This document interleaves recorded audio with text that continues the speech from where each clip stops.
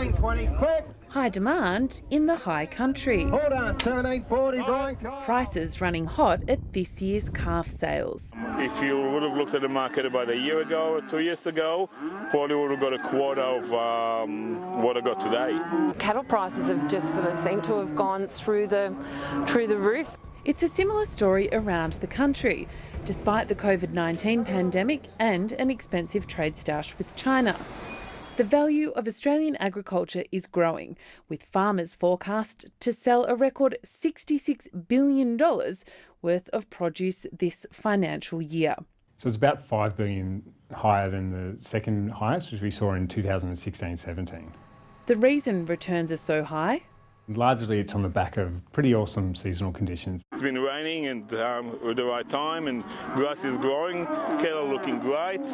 Average farm incomes have jumped 18% to almost $185,000 per farm. Money doesn't buy you happiness, but it is a great measure of success in terms of running a business. For WA farmer Mick Fells, the most recent harvest, one of Australia's biggest grain crops, is worth celebrating. I think it does pay to reward yourself with a nice holiday somewhere, or allow yourself to get a new lounge suite or a TV or something and just celebrate a little bit.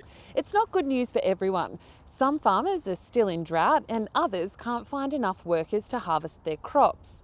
For consumers, especially those fond of a chop, food prices have jumped at the checkout.